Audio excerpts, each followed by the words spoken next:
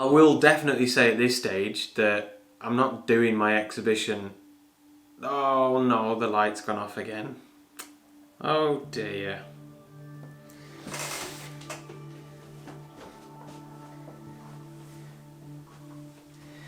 Alrighty, light on. Light number 2 on. Beautiful. Hello guys, welcome back to the channel. Cup of tea. And we knew it was coming really, didn't we? So I'm trying to stay positive. I'm doing pretty well. I'm absolutely gutted, of course, that I can't be going out with my camera. Hang on a minute, let me just show you this. Keep your eyes on the plant. Plugs in the background. I covered it up, but yeah, that'll do. Yeah, so if you're new to my channel, welcome. My name's Henry Turner, and I never sit indoors and do videos. I'm always out and about with my camera, on location, in all sorts of weather, having a wonderful time and just essentially loving this world for what it is and getting stuck into some landscape photography. But such is life, and we're all making our own personal sacrifices, so that's my sacrifice. But anyway, I think I've got a lot of value to give to you guys, even from this little office studio type room, and that's how it's going to be for the foreseeable until we're allowed back outdoors. It's so weird, isn't it? But it is what it is. Now, this is a video that I've wanted to do for a while. I've actually been full-time now as a landscape photographer just over 4 months, but I wanted to do like a 3-month video last month, obviously, so this is pretty much just me catching up. But yeah, just wanted to give a little bit of an overview of how things have gone, and touch upon finances just a little bit, talk about things like workshops and how things are going on YouTube and stuff like that, and basically how I've found being a full-time landscape photographer. So the first thing that I want to talk about with regards to being a full-time landscape photographer and how it's gone is my one-to-one photography workshops. Since I announced them, which is about 3 months ago now actually, they've been going pretty well, nice and steady, and they're probably like my biggest stream of income. So that's been incredibly encouraging and obviously super helpful in this journey. It's been really cool to meet some of you guys as well. Obviously now with everything that's happening with coronavirus, as much as I don't want to keep mentioning it, they've just like halted. Obviously nobody's booking photography workshops or anything at the minute, and any that I've had booked between pretty much now and summer are probably going to be postponed. Some of them have already been postponed. There may be a few cancellations down the line as well. But like I said at the start of the video, we're all making our own personal sacrifices with everything that's going on, and that's just one of mine, which is pretty unfortunate. But yeah, financially, the money that I'm receiving from the workshops is really allowing everything to run smoothly. You know, I can pay my rent and buy a bit of shopping. But they've been really successful, and you'll remember, if you've watched me for a while, towards the end of 2019 I had a sponsorship, and it only lasted for a month. Without going into too much detail, I lost the sponsorship, and that's why I then decided to start running workshops to make up for that lost money. Now, it's because the workshops have been going so well, that sponsorship loss is kind of just like a distant memory now, which is great. And obviously, one thing that I really like about it, as much as the sponsorship was great, because, I mean, let's face it, I didn't really have to do any extra work for the money that I received from the sponsorship. I just had to put a little advert up on some of my videos, so that was pretty good for me, you know. But I was kind of essentially working for another company, although I wasn't, you know, physically working for them. Compared with the workshops where I'm completely working for myself. I'm doing it for myself and for you guys that book them, which is awesome. And it's just a lot more rewarding, you know, than just receiving money to advertise something on my YouTube channel, which is something that I'd like to do going forward. I'm not saying sponsorships are a bad thing, but yeah, definitely just a lot more rewarding. So the next thing I wanted to talk about is YouTube, and YouTube is my hub.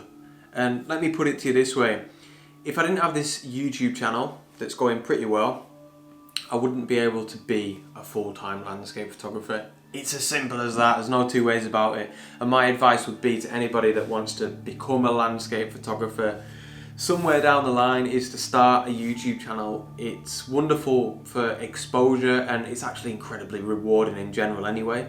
I thoroughly enjoy making these videos for YouTube. It very, very rarely feels like a chore, and I love this community that me and you guys, my wonderful subscribers, have created. But yeah, like I said, this wouldn't be a possibility without YouTube, and for that I must treat it with 100% respect. I always try and give as much commitment as possible to my YouTube.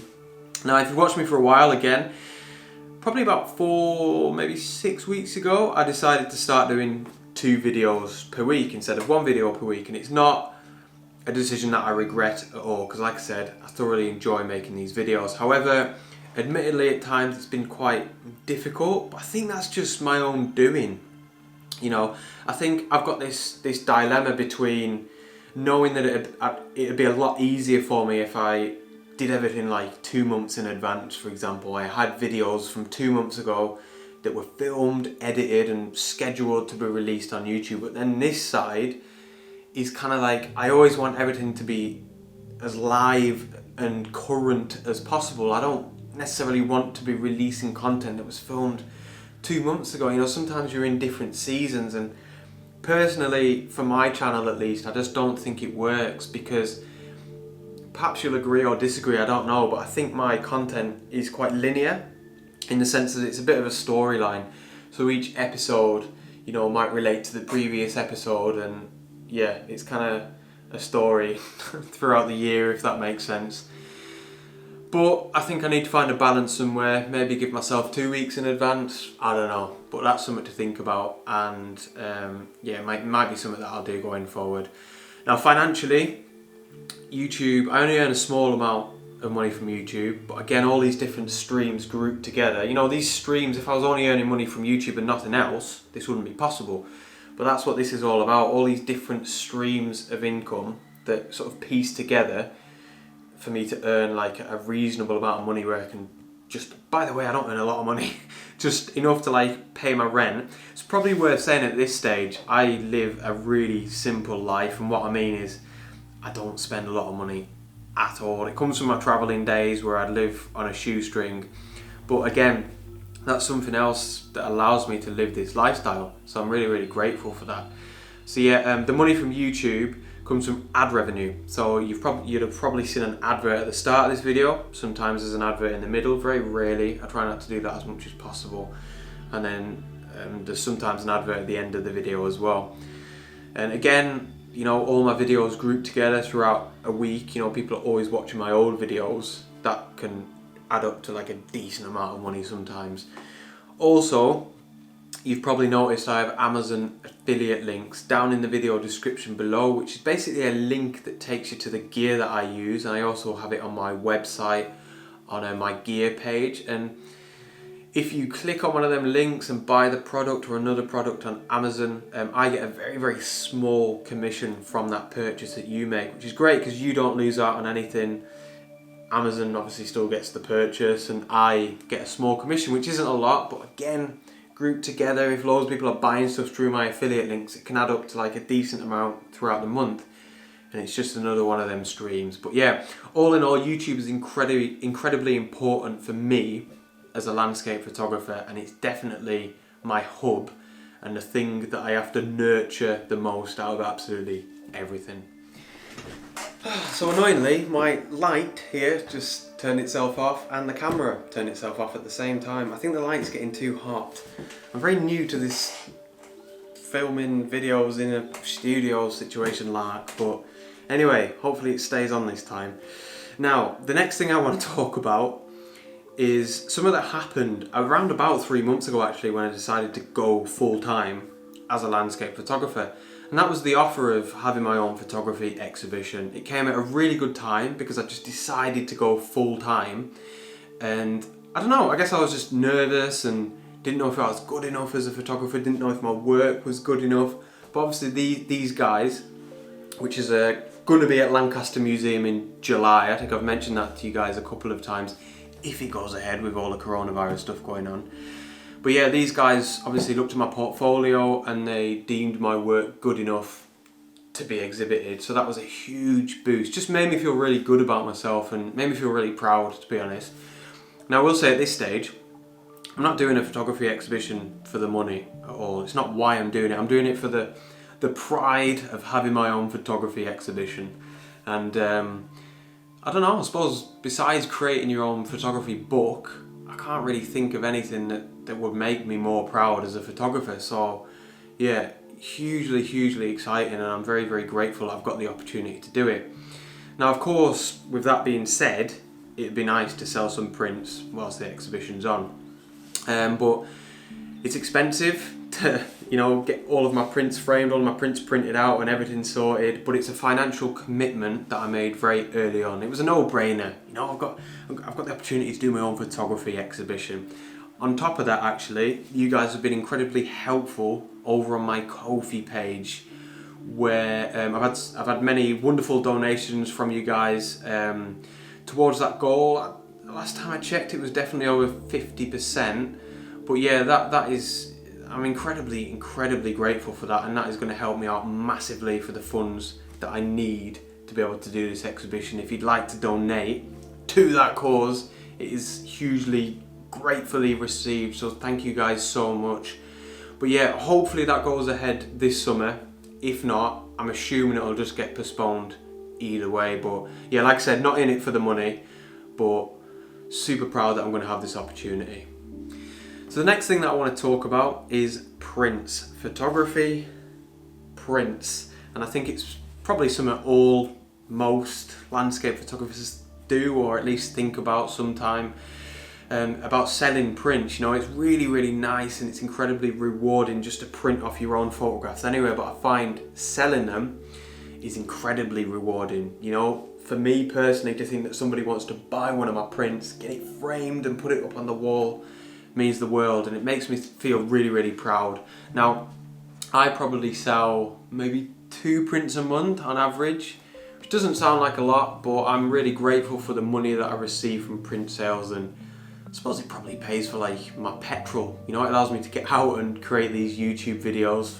Not at the minute, don't need any petrol to sit in my house at the minute, but you know what I mean. So you can kind of see how the cycle works there. But yeah, really grateful for the income that I receive from print sales. I probably don't market them enough, to be honest, my prints. But I tell you what, I'm going to market my prints right now. If you would like to buy one of my photography prints, coincidentally, I'm currently offering a 20% sale. Because of everything that's happening with coronavirus and stuff at the minute, any money that's coming in for me is incredibly gratefully received. So yeah, I'll put all the information in the video description below. If you decide to buy a print, the support that you're giving to me is massively appreciated. But yeah, I take my prints really seriously actually. I like to get them printed on, most of them are printed on really beautiful sort of fine art semi-gloss paper, and I package them. I don't use any plastic within my packaging unless I'm like reusing packaging. Let me show you this actually. So this stuff here is, it looks like plastic, but it actually isn't. And I guess I never really get to show this to you guys because people only see them if they buy a print. But yeah, it's this stuff. It's kind of, I think it's made out of potato starch or something.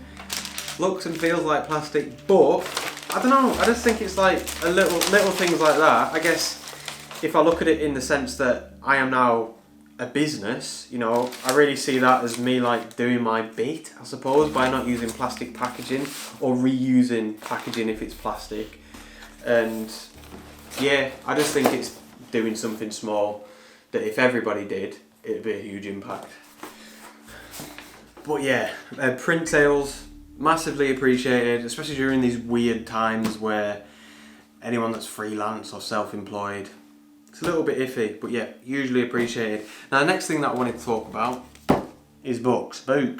And these are something that I find invaluable. So this one's not really to do with finances or an income stream or anything like that. This is kind of just a tip, I suppose, and this can go for anybody that just uses landscape photography as a hobby. Now the first thing that I want to say is, I think I promote these particular books quite a lot. Photographing the Lake District, photographing North Wales. There's tons of different ones by this company here called PhotoView, and I think it's really important for me to say that I'm not affiliated with this company in the slightest. They're genuinely just really, really good books that have helped me out a lot, and they've given me a lot of value. So I'm telling you because I think they'll give you guys a lot of value as well. I'll put links to these in the video description below. But yeah, these are fantastic, and I'm the type of landscape photographer that is very much like, I don't enjoy returning to the same places, to be honest, and I wish I was, because it'd save me a hell of a lot of time. But that means that, you know, if I was to physically research locations all the time, well, it just wouldn't be feasible, would it? On top of that, because now I run one-to-one photography workshops, I'm always trying to find, you know, nice new locations to take people. You know, I know the Lake District really, really well, but this helps me out massively to find nice new places. I've actually got a couple more books. Hang on, let me go and get them. So yeah, these are also class. These are called Wild Guides. This one is Wales. There we go. It says it right next to me, and absolute quality for finding locations. And this one is Lake District and the Yorkshire Dales. Now, these aren't actually specifically photography books. I think they're more for people that just want to go out on adventures. But yeah, you can get some really cracking locations from these books. Again, links in the description below for them as well. Also the internet, you know, insane like the books, I do most of my research on the internet because there's just so much out there, and of course it's free as well. Super helpful for finding new locations, obviously great for finding walks and stuff. And yeah, basically for me as a full-time landscape photographer, it saves me a lot of time. I can't spend 6 days a week out looking for new locations. It's much easier and it's much quicker to use books and to use the internet to find new spots to photograph. So I want to talk about one more thing, and thank you very much if you're still watching the video right now. I'm sick of the sound of my own voice, if I'm being honest. Please tell me, by the way, if you're enjoying this sort of content, you know, in a studio. Because like I said at the start of the video, it's not something I do very often. Although, to be fair, you don't really have a choice at the minute, because I can't go out with my camera. So you probably have to just get used to it. But yeah, I want to talk about one more thing, and that is this bad boy up here, my calendars. Now, technically, I did my calendars. I produced them whilst I was still working, so before I became a full-time landscape photographer. However, that brings me on to a really important point, and that is, I guess, don't obsess over the idea of becoming full-time. I suppose it's easy for me to say that now, but just realise and understand that you can still do so much with your photography, even in the sense of making money, whilst you're still working. You know, I worked full-time Monday to Friday, and I basically committed my weekends, sacrificed my weekends for my commitments to landscape photography. And although it was difficult, it's absolutely not something I'm complaining about for a second. And you know, it's got me to where I am now, so I'm very grateful that I did that back then. And I guess it was worth the sacrifice, because I'm living my dream at the minute, you know. So, but yeah, there's still tons you can do whilst you're still working. I did those calendars. It was quite difficult, but I did them. And you know, it doesn't always have to be about making money. It can just be about progression. I set up my website while I was still working as well. You can do newsletters and email campaigns. You can even run workshops, I suppose, if you really want to commit the time on weekends, for example, to your landscape photography. So yeah, just don't obsess over the idea of becoming full-time too much. But yeah, I was really happy with my calendars. They were an incredible stream or source of income at the time. Obviously they're very seasonal. You only really sell them for like 2-3 months of the year maybe. But yeah, it was very welcomed money. And again, just in terms of how it made me feel proud and worthy, because I sold quite a lot. And again, that was down to the support that I received from you guys. So thank you very much. And I used a wonderful local company to produce my calendars, who I'll be using again for my 2021 calendar. So I'm already looking forward to producing them. So going forward, I have a few ideas, I suppose, for the next 3 months as a full-time landscape photographer. Fingers crossed it actually lasts that long. But I suppose this whole self-isolation thing is, you know, I'm trying to be as positive as possible, but I guess it's giving me or us time to reflect and really think about the future. And yeah, I've got a few ideas. One is perhaps potentially offering Skype editing sessions. You know, trying to teach or show people how I edit my photographs over Skype, where I can share my screen and perhaps you can send me one of your photographs, or, you know, 2 or 3 of your photographs, and I can sort of edit them live so you can see how I edit photographs. And I get requests all the time to make editing videos for YouTube. It's not something that I've ever done, and I take editing really seriously as well. But yeah, let me know if that's something that you'd perhaps consider. It might be something that's good for me for a stream of income at the minute, you know, whilst I can't really go out and use my camera. So yeah, like I say, let me know about that. Secondly, at the minute, I'm writing an ebook. I don't want to give any information away on it, but I'm really excited for it. It's something that I genuinely believe is going to give some real true value to you guys as well. And again, going back to finances, it's going to be something that, although I'm going to price it incredibly fairly, it's going to be a nice income for me as a full-time landscape photographer, of course. I'm excited for that. I'll put a link up here in the corner. If you want to be the first to hear about these sorts of things, do sign up to my newsletter, because that's, you know, where I send emails out and they're always the first people to hear about these sorts of things, like I said. So that is that. I didn't show you this, by the way. Have a look at that. Oh, it's not working. What's going on? Oh, I've got the remote the wrong way around. Look at that. It's fancy, isn't it? This is what self-isolation is doing to me. Bored. Right, finished, done. Thank you guys so much for watching. I hope you got some value for this video. Please give the video a like if you have a quick second. It always really helps my content out on YouTube. Comment below. You know, I've asked many questions during this video. I'd love to hear from you guys. And subscribe if you are new. Thanks again. Cheers for the support. And I'll see you on Sunday. Out.